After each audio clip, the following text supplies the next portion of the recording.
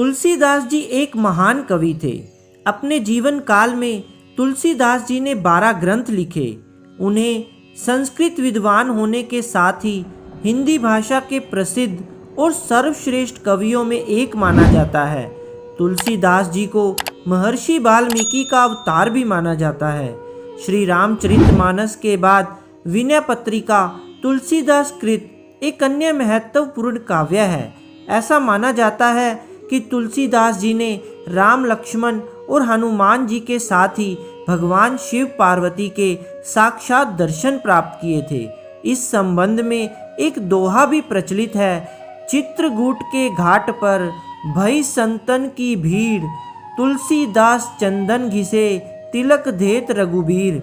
भगवान श्री राम की महिमा का वर्णन जिस प्रकार श्री रामचरितमानस में गोस्वामी तुलसीदास ने किया है, वैसा वर्णन किसी अन्य ग्रंथ में नहीं मिलता। यही कारण है श्री रामचरितमानस को हिंदू धर्म में बहुत ही पवित्र ग्रंथ माना जाता है। गोस्वामी तुलसीदास को भी हिंदी साहित्य में महत्वपूर्ण स्थान प्राप्त है। भगवान श्री राम के जीवन का वर्णन अनेक ग्रंथों में मिलता है, लेकिन गोस्वामी तुलसीदास द्वारा लिखी गई श्री रामचरितमानस उन सभी ग्रंथों में बेजोड़ है। धर्म ग्रंथों के अनुसार संवत 1633 के अहगन मास के शुक्ल पक्ष की पंचमी तिथि को गोस्वामी तुलसीदास ने ये ग्रंथ संपूर्ण किया था। तो जानते हैं गोस्वामी तुलसीदास तथा श्री रामचरितमानस के संबंध में कुछ रोचक बातें, जिसके बारे में शायद ही किसी को पता होगा। उससे पहले अगर आप हमारे चैनल पर नए हैं तो चैनल को सब्सक्राइब जरूर करें और वीडियो को लाइक शेयर करना ना भूलें और कमेंट में जय श्री राम जरूर लिखें। तो आइए जानते हैं गोस्वामी तुलसीदास जी के बारे में। गोस्वामी तुलसीदास का जन्म संवत 1554 में हुआ था। कहा जाता है कि अपने जन्म लेने के बाद बालक तुलसीदास रोए नहीं, बल्कि उनके मुख से राम नाम निकला। जन्म से ही उनके मुख में 32 दांत थे। बाल्यावस्था में इनका नाम राम बोला था। काशी में शेष सनातन जी के पास रहकर तुलसीदास जी ने वेद वेदांगों का अध्ययन किया। शास्त्रों के अनुसार संवत 1583 में तुलसीदास जी का विवाह हुआ था। वे अपनी पत्नी से बहुत प्रेम करते थे। एक बार जब उनकी पत्नी अपने मायके गई तो वे भी उनके पीछे पीछे वहां पहुंच गए।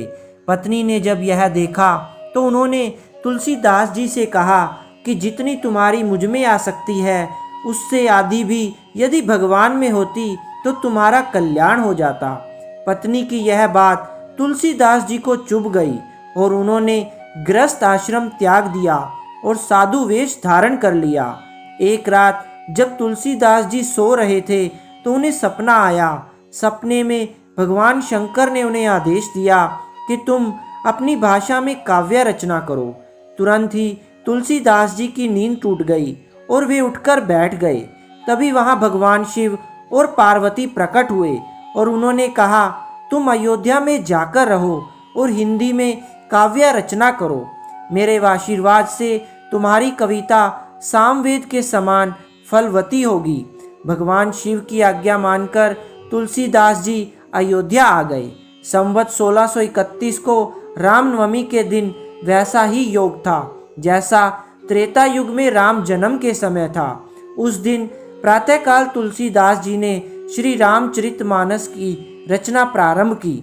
2 वर्ष 7 महीने व 26 दिन में ग्रंथ की समाप्ति हुई। संवत 1633 के मार्गशीर्ष शुक्ल पक्ष में राम विवाह के दिन इस ग्रंथ के 7 कांड पूर्ण हुए और भारतीय संस्कृति को श्री रामचरितमानस के रूप में अमूल्य निधि प्राप्त हुई। यह ग्रंथ लेकर तुलसीदास जी काशी गए। रात को तुलसीदास जी ने यह पुस्तक भगवान विश्वनाथ के मंदिर में रख दी। सुबह जब मंदिर के पट खुले तो उस पर लिखा था सत्यम शिवम सुंदरम और नीचे भगवान शंकर के हस्ताक्षर थे। उस समय उपस्थित लोगों ने सत्यम शिवम सुंदरम की आवाज़ भी अपने कानों से सुनी। अन्य पंडितों ने जब यह बात सुनी तो उनके मन में तुलसीदास जी के प्रति ईर्ष्या होने लगी उन्होंने 2 चोरों को श्री रामचरितमानस ग्रंथ को चुराने के लिए भेजा। चोर जब तुलसीदास जी की कुटिया के पास पहुंचे तो उन्होंने देखा कि 2 वीर पुरुष धनुष बाण लिए पहरा दे रहे हैं। वे बड़े ही सुंदर और गौर वर्ण के थे। उनके दर्शन से चोरों की बुद्धि शुद्ध हो गई और वे भगवान का भजन करने लग गए। कुछ पंडितों ने एक बार श्री रामचरितमानस की परीक्षा लेने की सोची। उन्होंने भगवान काशी विश्वनाथ के मंदिर में सामने सबसे ऊपर वेद, उनके नीचे शास्त्र, शास्त्रों के नीचे पुराण और सबसे नीचे श्री रामचरितमानस ग्रंथ रख दिया। मंदिर बंद कर दिया गया। सुबह जब मंदिर खोला गया तो सभी ने देखा कि श्री रामचरितमानस वेदों के ऊपर रखा हुआ है। यह देखकर पंडित लोग बहुत लज्जित हुए। उन्होंने तुलसीदास जी से क्षमा मांगी और श्री रामचरितमानस को सर्व प्रमुख ग्रंथ माना। इस ग्रंथ में रामलला के जीवन का जितना सुंदर वर्णन किया गया है उतना अन्य किसी ग्रंथ में पढ़ने को नहीं मिलता। यही कारण है कि श्री रामचरितमानस को सनातन धर्म में विशेष स्थान प्राप्त है।